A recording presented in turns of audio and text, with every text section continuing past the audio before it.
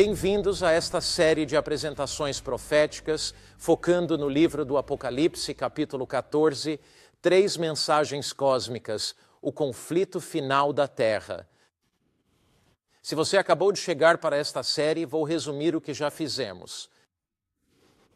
Esta é uma série de 13 apresentações sobre as grandes profecias do Apocalipse.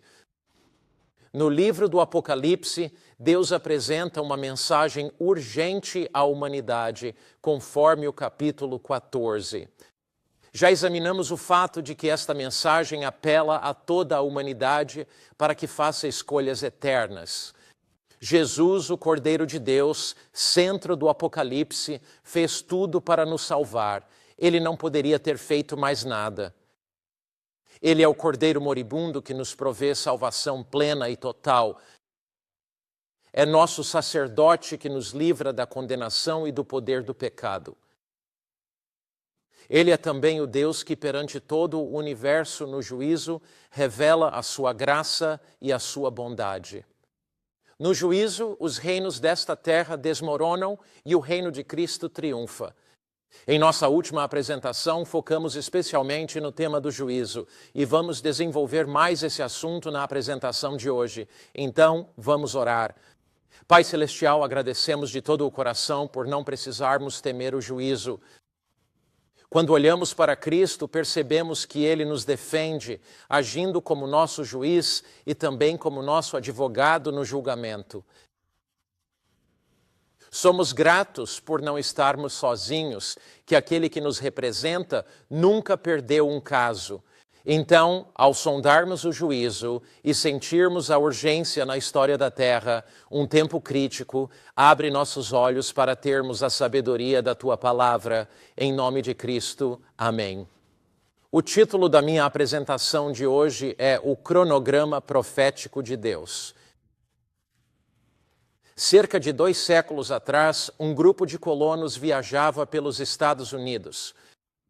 O governo dos Estados Unidos tinha acabado de abrir novas terras para a colonização, e esses colonos viajavam para lá para desenvolver uma nova comunidade. Enquanto viajavam, viram fumaça à distância e souberam que um incêndio se aproximava deles. Eles não podiam fugir ou escapar daquele incêndio. Perguntavam-se o que aconteceria. Seriam queimados, consumidos pelo fogo? Um velho, com experiência em incêndios, disse o seguinte. Ele disse, vamos começar a queimar atrás de nós. Eles perceberam que, se queimassem atrás deles e uma grande faixa de terra, poderiam ficar no centro daquela terra queimada. Então, iniciaram esse fogo controlado atrás deles. Queimaram um grande círculo de terra e extinguiram o fogo menor. Toda a companhia se colocou no centro daquele grande incêndio. Uma garotinha falou e disse, você tem certeza de que não seremos todos queimados? O fogo está se aproximando e bem rápido. Está vindo depressa. E o homem mais velho disse, minha filha, as chamas não podem nos alcançar aqui, pois estamos onde o fogo já esteve.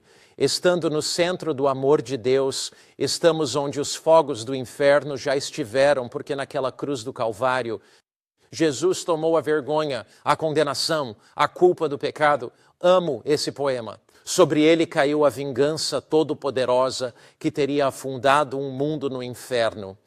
Ele suportou isso por uma raça eleita e assim se tornou nosso esconderijo.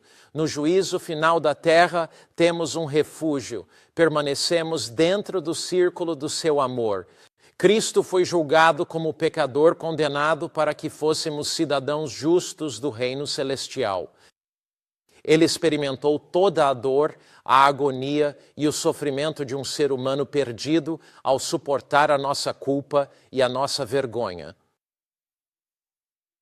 Foi o que Paulo quis expressar quando escreveu em Gálatas 3,13, maldito seja todo aquele que for pendurado num madeiro. Não precisamos temer nada, pois estamos no círculo do amor de Deus nesse julgamento eterno. Em Apocalipse 14, 6 a 7, a Bíblia declara: temei a Deus e dai-lhe glória, pois a hora do seu juízo é chegado. Agora, observe atentamente. Este juízo é um juízo que se encontra no tempo presente, não um juízo que ainda virá no futuro. O livro do Apocalipse, embora não defina a hora do juízo, nos dá uma pista em Apocalipse 22, 11 a 12. Quem é injusto, continue injusto. Quem é justo, continue justo. Eis que venho sem demora, e a minha recompensa vem comigo. Então, se Jesus vem para entregar as recompensas, deve haver um juízo preliminar ao seu retorno para determinar quem as receberá. Mas embora o Apocalipse nos ensine que há um juízo pré-advento, anterior à vinda de Cristo, no qual os destinos de todos os seres humanos foram selados, no qual o nome de Deus é honrado perante todo o universo, o Apocalipse não nos dá o tempo exato desse juízo. Nas Escrituras, há 2 grandes livros proféticos sobre o fim dos tempos, Apocalipse e Daniel. Neste processo de juízo, Deus nos direciona novamente ao livro de Daniel. E lá, no livro de Daniel, um anjo explana para Daniel o cronograma desse juízo que ocorreria no livro do Apocalipse.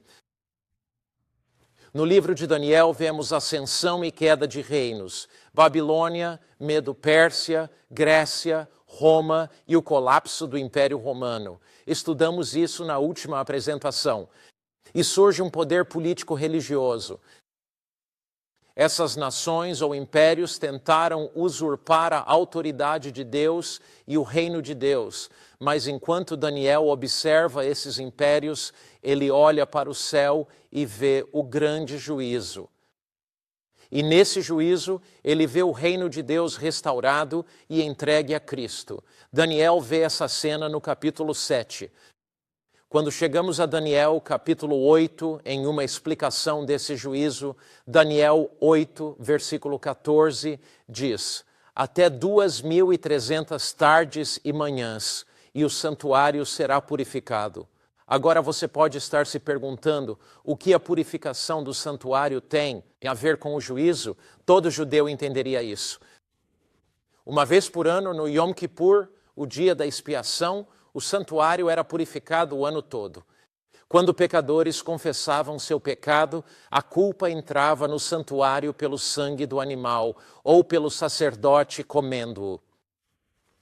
À medida que esse pecado entrava simbolicamente no santuário, uma vez por ano, no final do ano judaico, havia um dia da expiação ou o dia da purificação do santuário, onde o sacerdote entra no lugar santíssimo do santuário com sangue puro. O sacerdote entra com sangue puro, purifica o santuário, sai e impõe a culpa no bode expiatório que é enviado ao deserto. Essa é a cena. Mas esse dia da expiação, a purificação do santuário, era dia de juízo. Todo judeu e israelita devia reunir-se e orar lá. Tinham que buscar a Deus ou seriam julgados. Então, quando Daniel diz: até 2.300 dias, então o santuário será purificado, é como se o juízo final ocorresse. Agora, obviamente, este santuário não é o santuário na terra, que deixou de existir no final da dispensação judaica. Mas este deve ser um santuário diferente, o santuário celestial que seria purificado, limpo de toda a contaminação que surge quando o povo de Deus confessa seus pecados e Cristo os carrega, purificado no sentido de que toda a impiedade e o mal na terra seriam destruídos quando o reino de Cristo lhe fosse entregue de volta. Em Daniel 8:27, ao pensar na purificação do santuário, Daniel não entende seu significado, fica perplexo e não compreende os 2.300 dias, pois tem pensado na libertação de seu povo. Daniel diz: fiquei espantado com a visão, mas ninguém a entendeu.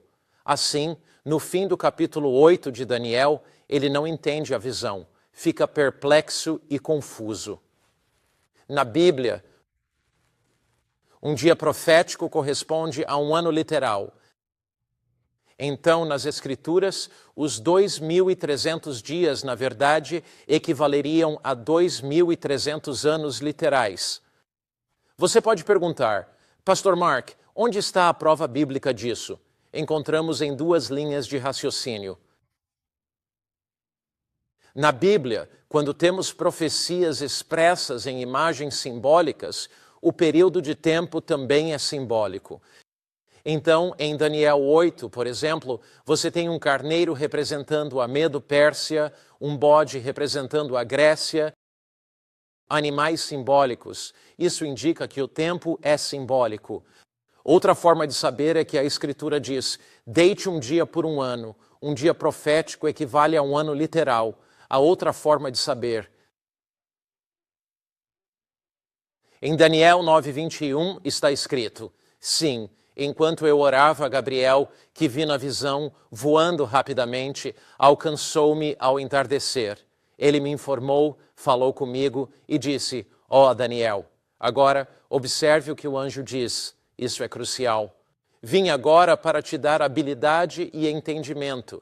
Daniel não entende a visão, mas no exato momento de sua perplexidade, o anjo em Daniel 9 retorna para explicá-la. O anjo explica a Daniel que, ao longo da linha do tempo desta visão, o Messias viria, que Cristo seria batizado no tempo certo, Cristo seria crucificado no tempo certo e que o Evangelho chegaria a toda a humanidade no tempo certo. Assim, esta visão de Daniel 9 se refere a Jesus, ao seu batismo, à sua morte e à propagação do Evangelho ao mundo no tempo preciso. Contudo, esta profecia jamais poderia ter sido realizada na época de Daniel. O Messias não tinha vindo, então seriam mais de 2.300 dias literais, o que nos levaria apenas 6 ou 7 anos a partir do tempo de Daniel. Aponta para o Messias, mas há outro aspecto desta profecia. A profecia aponta não apenas para a primeira vinda de Jesus, o Messias, mas também para o dia final do juízo e a segunda vinda de Cristo. A profecia não nos dá a data da segunda vinda de Cristo, mas aponta para um tempo do fim que não poderia ter ocorrido na época de Daniel. Daniel 8,17, quando o anjo está explicando, diz, entende, filho do homem, que a visão se refere ao tempo do fim. Agora, existem algumas pessoas que olham erroneamente para esta profecia e acreditam que ela se aplica a um dos governantes antigos que atacou Jerusalém e pôs um ídolo no templo judeu, Antíoco Epifânio. Mas a linguagem da profecia realmente indica que este não poderia ter sido o caso. A profecia nos leva até o tempo do fim. Antíoco nunca fez isso. É uma profecia grande que aborda o conflito universal entre o bem e o mal, entre Cristo e Satanás, e não algo que aconteceu em um templo judeu. Fala da honra de Cristo, do reino de Cristo restaurado no juízo. Fala de um período que abrange o batismo e morte de Cristo, a ida do Evangelho aos gentios, o tempo do fim. É um apelo à humanidade para não fazer mais como sempre, sem prazeres habituais. É um chamado para se preparar para a vinda de Cristo. O que Daniel recebe? Que mensagem ele recebe do anjo? Entende, filho do homem? A visão refere-se a que tempo? A Bíblia diz, ao tempo do fim. E eu prefiro muito mais ouvir o que o anjo diz do que alguma filosofia de um ser humano qualquer. Esta mensagem nos leva aos últimos dias, nos leva ao tempo do fim. A mensagem em Daniel 8 começa com uma batalha entre este carneiro e este bode, como já mencionamos. A Bíblia os nomeia Grécia e Medo-Pérsia. A profecia bíblica é incrivelmente detalhada, a profecia bíblica é incrivelmente precisa. Nesta profecia fala-se também sobre o surgimento de um poder que viria de Roma. Ele o chama de chifre pequeno e este poder cogitaria mudar a lei de Deus. Este poder usurparia a autoridade divina de Deus. Ele pegaria os decretos humanos, as tradições humanas e os colocaria no lugar dos mandamentos de Deus. Na purificação do santuário, neste momento de juízo, a verdade de Deus seria restaurada. Assim, várias coisas acontecem na ideia do juízo ou purificação do santuário. Esta é uma ideia vasta, é uma grande ideia. A ideia é a honra de Deus. A ideia é o juízo de toda a humanidade. A ideia central aqui é a restauração da verdade de Deus. Essa é uma ideia gigantesca. Está relacionada com a conclusão da obra de Deus aqui na terra. Daniel vai dormir, mas não compreende completamente a visão. Então ele ora. Em Daniel capítulo 9, o anjo volta para explicar a visão a Daniel. Esta visão nos leva ao longo do tempo. Esta visão nos guia por um percurso histórico. Esta visão explica eventos-chave no cronograma divino. Daniel 9, 23. No princípio das tuas súplicas, a ordem foi dada. E eu vim para te declarar, porque és muito amado. Daniel está perplexo. Daniel está confuso com a visão. Mas enquanto ele está assim, o anjo vem e diz a ele, Daniel, você é muito amado. Essa expressão é usada em todo o livro de Daniel. E então o anjo disse a Daniel, portanto, considera o assunto, entende a visão. Considerar qual assunto, Daniel? Compreender qual visão, Daniel? Não há nenhuma visão específica dada no capítulo 9 de Daniel. A palavra visão ali é a mesma usada em Daniel 8. Assim, o anjo disse a Daniel, entenda a visão que você recebeu em Daniel, capítulo 8. Eu vim agora para te explicar essa visão. Eu vim agora para descrever os detalhes daquela visão em particular. No entanto, você notou qual foi a mensagem que Daniel recebeu do anjo? Ele disse, eu vim e você é muito amado. Já desejou pertencer a algum lugar? Você já, em sua vida, desejou saber que era amado? Já se sentiu rejeitado, solitário e sozinho? A mensagem deste anjo para Daniel em um tempo de juízo é uma mensagem para você. É uma mensagem de que você não está sozinho. Você não é um indivíduo isolado neste globo giratório de cinzas com 7 bilhões de outras pessoas. Pelo contrário, você é estimado por Deus. Você é precioso para Deus. Deus te criou, Deus te formou, Cristo te redimiu. Jesus prepara um lugar para você no céu. Você, meu amigo, é muito amado. O assunto que Daniel debatia e considerava. O anjo discutia a purificação do santuário, da qual Daniel desmaiou no capítulo 8. Era sobre os 2.300 dias. Então o anjo retorna para explicar isso a Daniel, e ele lhe diz em Daniel 9:24, 70 semanas estão determinadas para o seu povo e para a sua cidade santa, para acabar com a transgressão, para dar fim aos pecados. Quem é o povo de Daniel? Eles são a nação judaica. O que de fato é a cidade santa? Jerusalém. Então a primeira parte desta profecia lida com a vinda do Messias ao seu povo para reconciliar a iniquidade. Quem o fez? O Messias. Trazer a justiça eterna. Quem o fez? O Messias. Selar a visão e a profecia. Quem faria isso? O Messias. Ungir o Santíssimo. Quem faria isso? Jesus subiria ao céu. Ele entraria no santuário. Ele ungiria o Santo dos Santos antes de iniciar seu trabalho no santo lugar. Ele faria essa unção para consagrar o santuário. Este é um cronograma divino. É preciso, é minucioso e é exato. É um cronograma incrível da história que nos ajuda a compreender a credibilidade da Bíblia. O livro que seguro em minhas mãos não é um livro comum. Este livro não é um livro ordinário. Este livro é divinamente inspirado por Deus. E a profecia que estudamos é das mais magníficas da Bíblia, por nos levar pelo curso do tempo. Ela nos capacita a compreender as datas exatas relacionadas à própria vida e aos ensinamentos de Jesus. Daniel 9:25. sabe e entende. Quando o anjo diz para se saber de algo ou entender, é importante. Entender o quê? Da ordem para restaurar e edificar Jerusalém até o Messias, o príncipe, haverá 7 semanas e 62 semanas. O povo de Daniel estava cativo, primeiro na Babilônia, depois na Medo-Pérsia.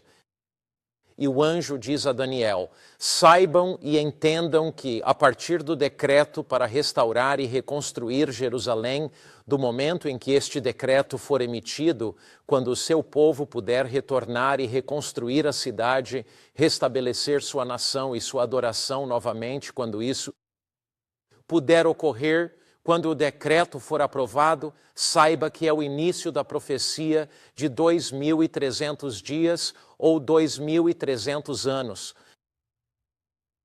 Sabe e entende. Desde o decreto para restaurar Jerusalém até o Messias, o príncipe, serão 7 semanas e 62 semanas. Essa profecia é para o povo de Deus, os judeus. 70 semanas para quem? Para o povo de Daniel, os judeus.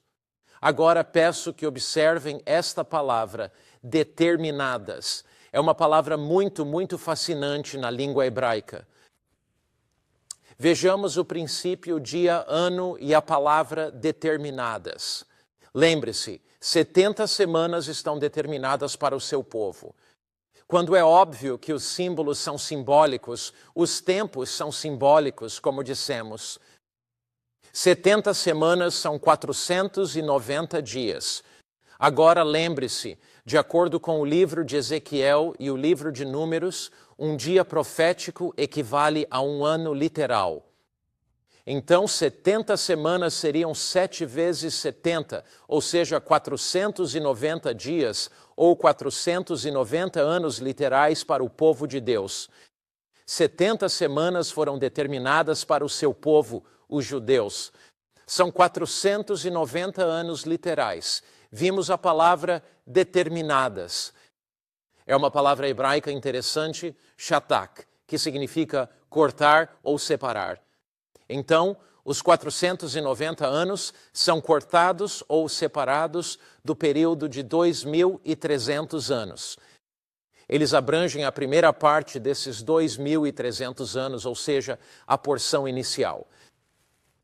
São uma parte menor dos 2.300 anos. Voltemos à profecia de Daniel 9:25. Sabe e entende, da ordem para restaurar e edificar Jerusalém até o Messias, serão 7 semanas e 62 ou 69 semanas. Assim, 69 das 70 semanas da primeira parte da profecia nos levariam até o Messias. E a Bíblia diz em Daniel 9:25, a rua será reedificada e o muro mesmo em tempos difíceis. Assim, no início desse período de 69 semanas, Deus emitiria um decreto para permitir que Israel voltasse e reconstruísse a muralha de Jerusalém, restaurar seu culto, restabelecer sua nação. Ao fim das 69 semanas, viria o Messias. Um dia profético é um ano literal, então 69 semanas seriam 7 vezes 69. 7 vezes 9 é 63. Exato, bom em matemática. 7 vezes 6 é 42, mais 6, 483 anos proféticos. Acompanhe-me. Do decreto para restaurar Jerusalém até o Messias, seriam 69 semanas proféticas, 483 dias proféticos ou 483 anos literais. Isso nos levaria à vinda do Messias. Quando foi emitido o decreto para restaurar e construir Jerusalém? De fato, houve 3 decretos, um de Ciro, um de Dário e um de Artaxerxes. Qual desses decretos nós escolhemos e por qual motivo? E quando esses decretos foram expedidos?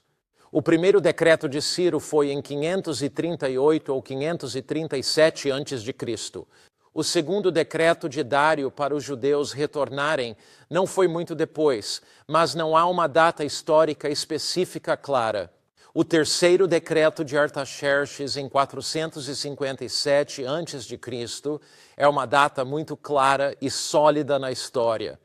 A Bíblia fala disso em Esdras 7,13.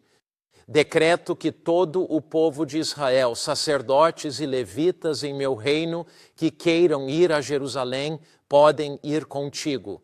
O decreto de Artaxerxes é importante por várias razões. Uma razão é que os sacerdotes e levitas vão restaurar a adoração. Outra razão é que Artaxerxes lhes dá fundos para reconstruírem sua cidade e restabelecerem sua nação. Outra razão é que nesta data a maioria dos judeus que partiram e foram com os peregrinos judeus que voltaram para sua cidade. A data 457 é crucial, pois permite restabelecer o culto e reconstruir toda a cidade. Vejamos a linha do tempo da história. 483 dias proféticos equivalem a quê? 483 anos. Então, se o decreto é de 457 a.C., avançamos 483 anos na linha do tempo. Agora, para simplificar, vamos supor que estivéssemos avançando na linha do tempo 457 anos. Vamos apenas supor isso e que estamos dando passos e cada ano é um passo. Se dessemos 457 passos, chegaríamos a zero. Mas na história não há ano zero, então para qual data isso nos levaria? Se a história vai de um antes de Cristo a um depois de Cristo e não há ano zero, isso nos levaria a um depois de Cristo, certo?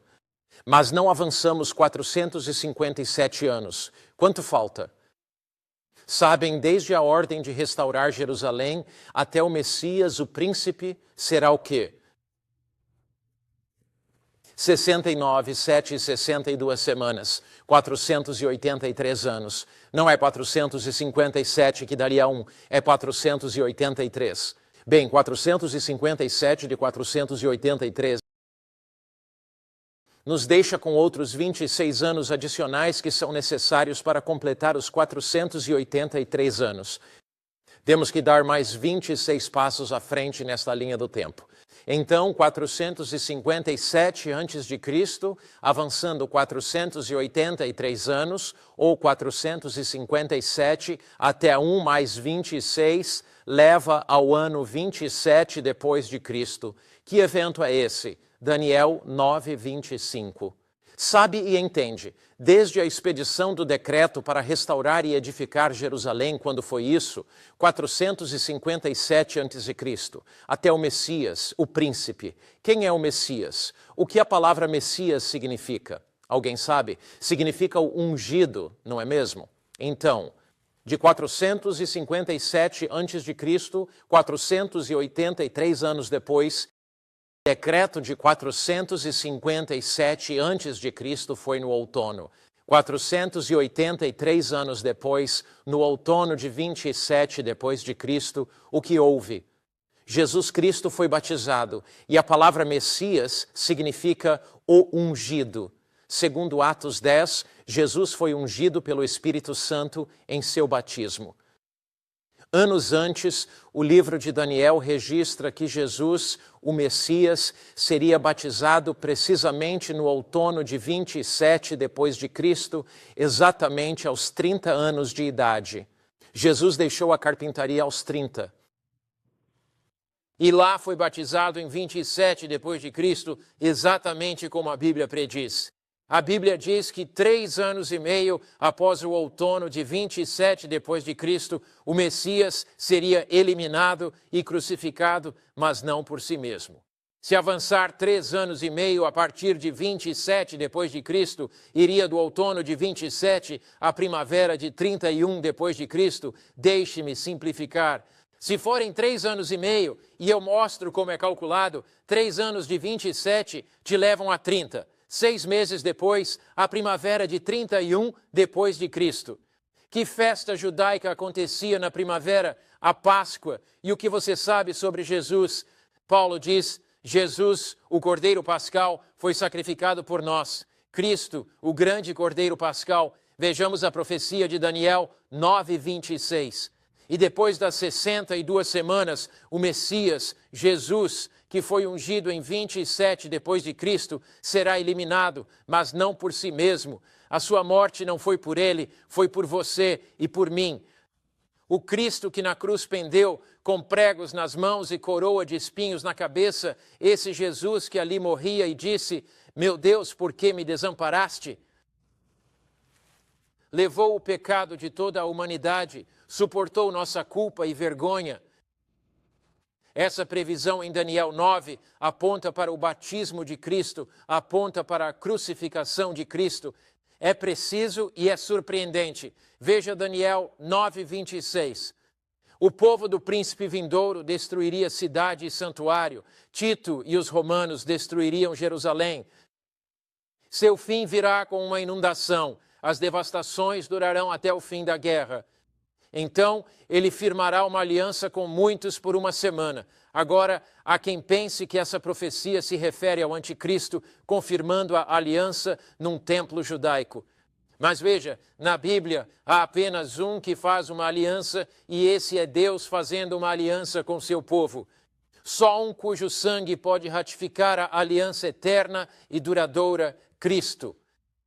Em toda essa profecia, aborda o batismo de Jesus e a sua crucificação. Não é exatamente como o diabo pegar esta profecia e virá-la para que, em vez de se referir a Cristo, se refira ao poder do anticristo. A Bíblia é muito clara. Ele, o Messias, Jesus Cristo, Salvador da humanidade, confirmará a aliança com muitos por uma semana. E então, note o que a profecia realmente diz. 70 semanas foram determinadas para seu povo, 490 dias proféticos ou anos literais. 27 depois de Cristo, 69 semanas, 483 anos. Profética que é eliminada dos 2.300 dias ou anos, uma semana profética daqueles 490 dias proféticos ou 69 semanas que restam. A semana de 7 anos divide-se em 2 períodos de 3 anos e meio, 27 a 31 depois de Cristo e 31 a 34 depois de Cristo, um cronograma divino. A primeira parte da profecia, 69 semanas, finda em 27 depois de Cristo. Os 3 anos e meio seguintes acabam em 31 depois de Cristo. Note o que ocorre nesse ano. Cristo, o Messias, é crucificado. Daniel previu o momento exato da morte de Cristo com precisão. Você pergunta, como assim? Pois bem, aqui está. Resta uma semana. Veja o que a Bíblia nos diz. No fim da semana, dos 7 e dos 490 anos, o Evangelho iria a todos. Muçulmanos, hindus, judeus, budistas e cristãos. Somos salvos só pelo sangue de Jesus Cristo. Mas no meio daquela última semana, antes que o Evangelho fosse para os gentios, o que a Bíblia realmente diz? Diz que Cristo seria crucificado em 31, o Evangelho iria aos gentios em 34, e o resto da profecia nos leva a quando? Ao próprio tempo do fim. Os primeiros 490 anos da profecia foram designados para a nação judaica. A última parte dos 2.300 anos diz respeito ao povo de Deus na atualidade. Isso tem a ver com a segunda vinda de Jesus Cristo. Observe Daniel 8,14. Ele me disse: até 2.300 tardes e manhãs, então o santuário seria purificado.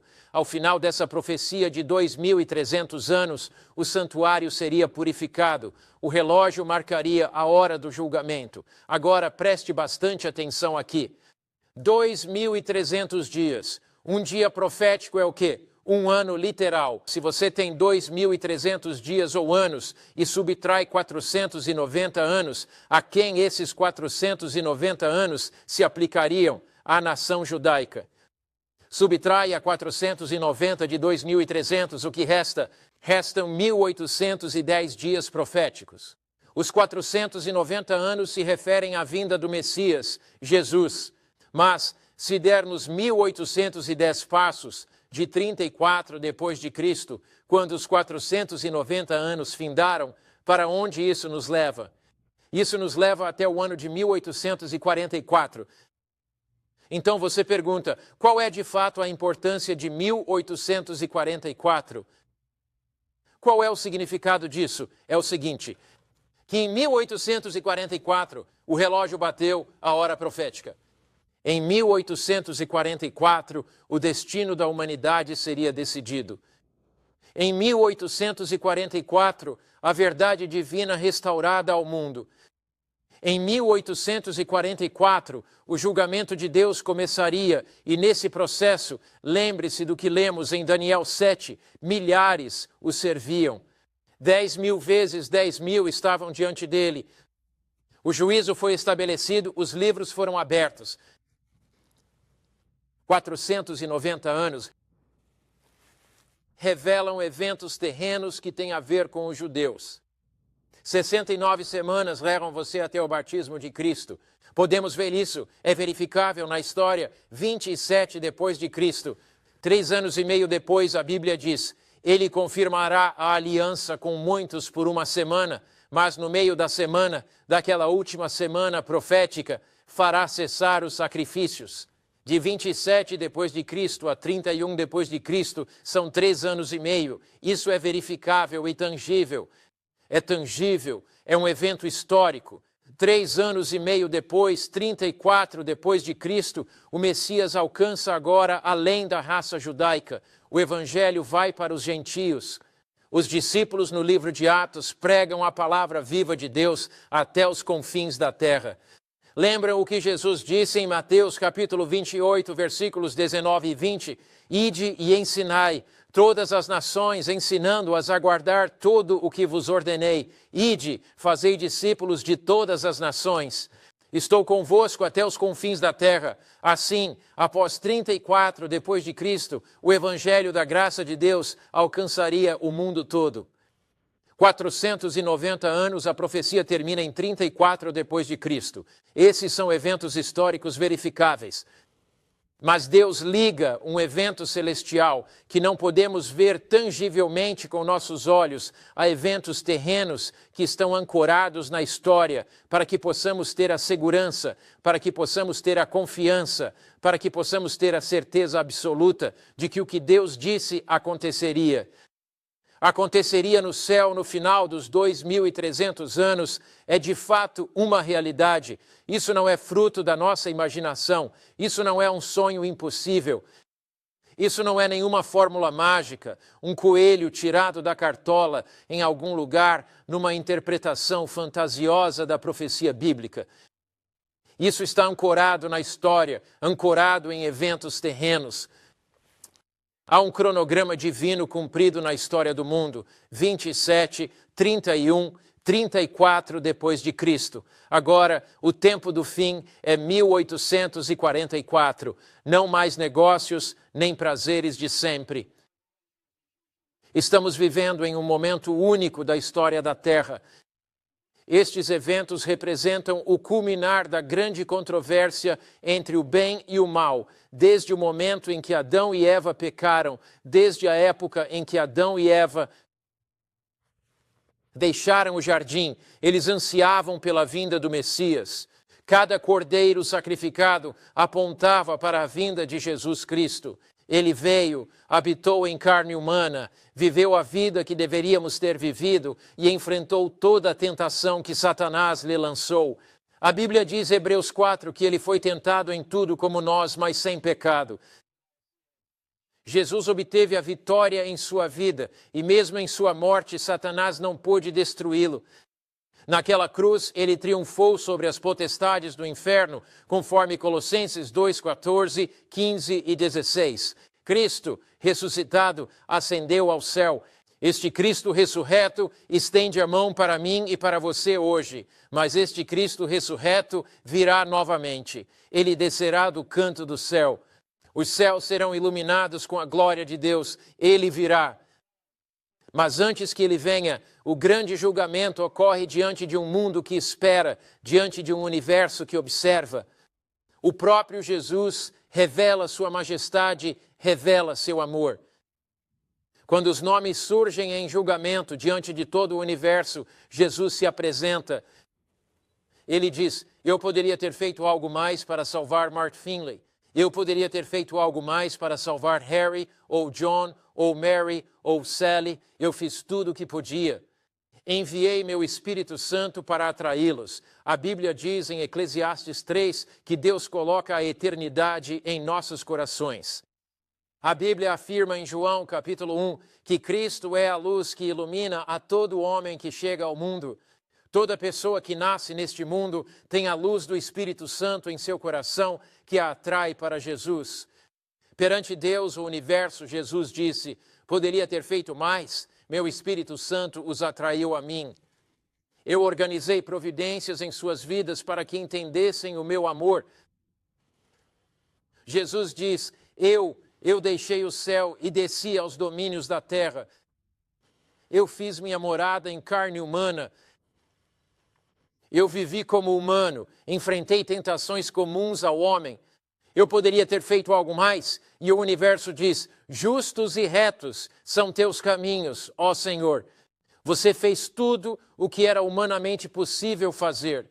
Uma das coisas que o julgamento irá revelar é que qualquer ser humano que se perde não se perde porque não teve a oportunidade de conhecer a verdade.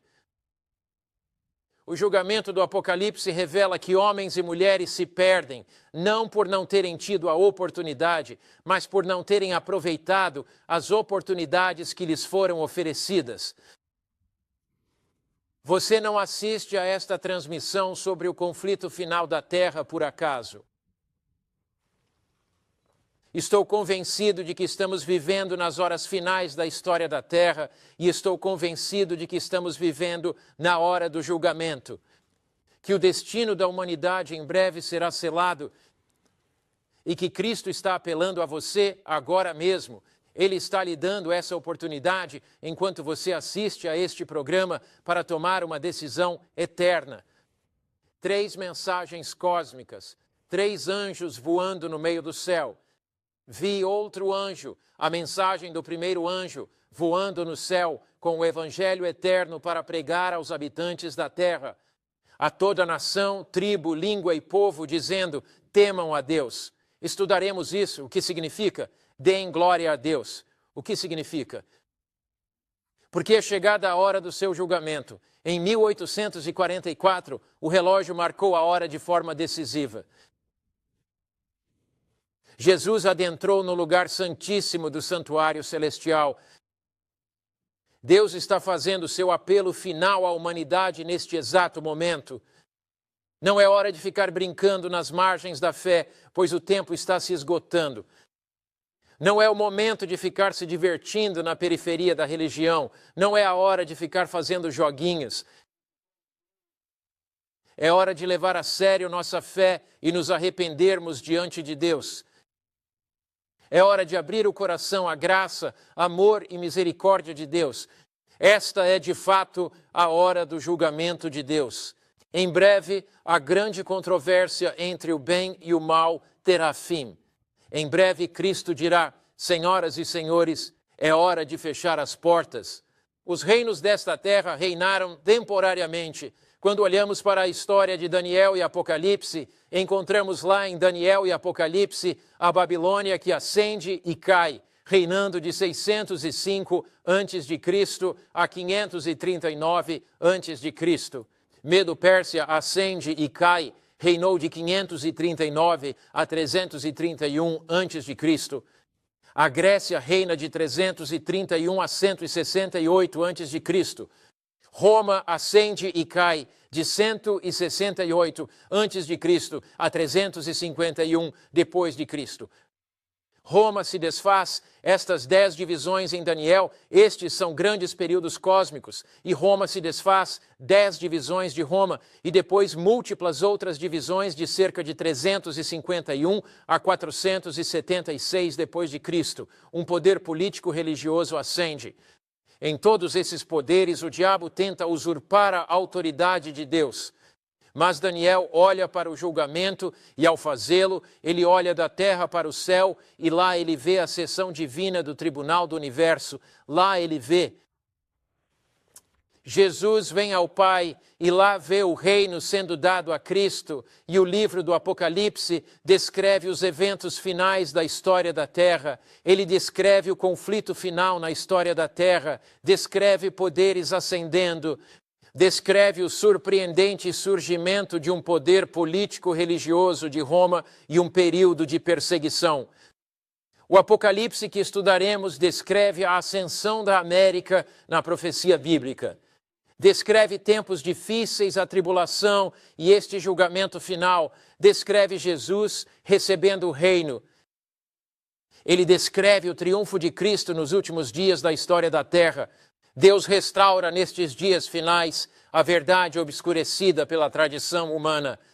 Daniel 8,14. Até 2.300 tardes e manhãs o santuário será purificado e a verdade restaurada. É interessante. Outra palavra para purificado aí é restaurado. Até 2.300 dias e o santuário será restaurado. Do que se trata tudo isso? Desde 1844, Deus levantaria na terra, em harmonia com sua obra final no céu, onde Ele está purificando o santuário celestial, onde Ele está declarando que a justiça de Cristo é mais do que suficiente para perdoar, para purificar, para realmente mudar seu povo. Em harmonia, Jesus levantaria um movimento divino e de destino até 2.300 dias. Então, o santuário seria purificado ou restaurado. Este movimento divino restauraria a verdade de Jesus. A verdade de que não necessitamos de sacrifícios humanos ou sacerdotes terrenos, mas que Jesus é o único mediador entre Deus e a humanidade, que o sacrifício de Cristo é completo, seu sacrifício é suficiente, seu sangue é suficiente, a cruz é suficiente para salvar a humanidade. Ele criaria um movimento que apontaria Jesus como cordeiro moribundo, mas ele é nosso sacerdote vivo. Por seu amor, poder e graça, nossas vidas mudariam. Pelo seu amor, poder e graça, seríamos refeitos. Ele forneceria nessa mensagem da restauração do santuário a verdade sobre o sacerdócio vivo de Cristo. Jesus diz em Hebreus 7:25, ele vive para sempre para interceder por nós. Ele está lá no santuário por nós. Não precisamos de um templo terrestre, nem de um santuário terrestre, nem de sacrifícios terrenos, nem de sacerdotes terrenos. Temos um sumo sacerdote, Jesus, um santuário celestial para o qual olhar. Veja, o mundo evangélico, e humildemente digo, a maior parte do mundo evangélico está cometendo um grande erro, olhando para um templo terrestre. Eles buscam um anticristo para entrar naquele templo terreno, estão procurando por uma solução terrena. Jesus está no tabernáculo celestial. Seus olhos nos concentram em seu tabernáculo celestial. Nossos amigos católicos cometem erro similar. Eles buscam sacerdotes e um sacerdócio terrenos, bem como o sacrifício da missa na terra. Mas os eventos cruciais na história da Terra agora, os eventos que resolverão esta grande controvérsia entre o bem e o mal no universo, é Deus restaurando a verdade sobre o santuário celestial, Deus restaurando a verdade sobre seu sacrifício, Deus restaurando a verdade sobre seu sacerdócio celestial, Deus restaurando a verdade sobre sua lei violada e profanada por humanos. Deus está nos apontando para o santuário celestial, onde a lei é o próprio fundamento de seu governo, e Deus nos convida a nos ajoelharmos para buscá-lo. Ele é aquele que anseia por apresentar nosso caso diante do próprio trono de Deus. Mas você diz, 1844, estamos vivendo agora no século 21. Pense em quanto tempo se passou desde a ocorrência desse evento, desde que o julgamento teve seu início. Permita-me lembrá-lo de que nos dias de Noé pregou sobre o juízo que se aproximava. Ele pregou sobre a vinda das águas do dilúvio por um período de 120 anos. Pense no vasto tamanho da população existente desde a época de Noé. Por que Deus fez Noé pregar 120 anos? Você diz para a arca, levou 120 anos. Não acham que Deus o teria feito construir aquela arca mais rápido? A intenção de Deus era dar uma chance a todos. Deus pretendia dar a todos uma chance. Noé, então, pregou o juízo vindouro por 120 anos. A população mundial é consideravelmente maior do que nos dias de Noé. A mensagem sendo anunciada é de que estamos vivendo nos últimos tempos, que estamos na hora do julgamento, no final dos tempos. Desde 1844, o tempo está se esgotando. Nos dias de Noé, poucas pessoas perceberam o que acontecia e hoje poucas percebem o mesmo. Mas Deus tem uma mensagem eterna, e sua mensagem eterna está circulando o globo neste exato momento. E embora não saibamos a hora exata do retorno de Cristo, sabemos que o tempo está se esgotando. Temos a certeza de que estamos vivendo no tempo do fim. Sabemos, no entanto, que Deus está fazendo um apelo final à humanidade. Poderá ser pela manhã, poderá ser à meia-noite. Não sabemos a hora exata, mas sabemos que este é um momento de decisão. Esta é a hora do julgamento. Este é o momento para fazer uma escolha eterna por Cristo. Por que não fazer essa escolha agora mesmo? Lá no julgamento de Deus, o Pai, diante do tribunal de Deus, Jesus está ali. Ele está ali por você. Ele está ali para representá-lo. Ele está ali para suplicar por você. Ele está ali para interceder por você. O desejo do seu coração é que você esteja com Ele eternamente. O desejo ardente da sua mente. Só há um pensamento em sua mente, você. Ele sabe seu nome. Ele sabe o que você enfrenta. Ele está lá para te fortalecer e encorajar. Você abrirá seu coração a Ele agora? Dirá, Jesus, sou teu enquanto oramos. Pai Celestial, o julgamento pode ser bem assustador. Se tivéssemos que enfrentar o juízo sozinhos, nós sentimos novamente e que estamos vivendo pouco antes da tua volta. Sentimos de novo que o relógio marcou a hora. Confessamos nossos pecados. Abrimos os nossos corações para a graça de Cristo. Agradecemos e louvamos porque estás no julgamento por nós. Em Cristo seremos vitoriosos. Em nome de Jesus, amém. Não deixe de nos acompanhar em cada apresentação. Na próxima apresentação, analisarei novamente a primeira mensagem do anjo, Apocalipse 14, versículo 7. Falaremos sobre o que é temer a Deus, o que significa dar glória a Deus. Não deixe de nos acompanhar. Que Deus o abençoe.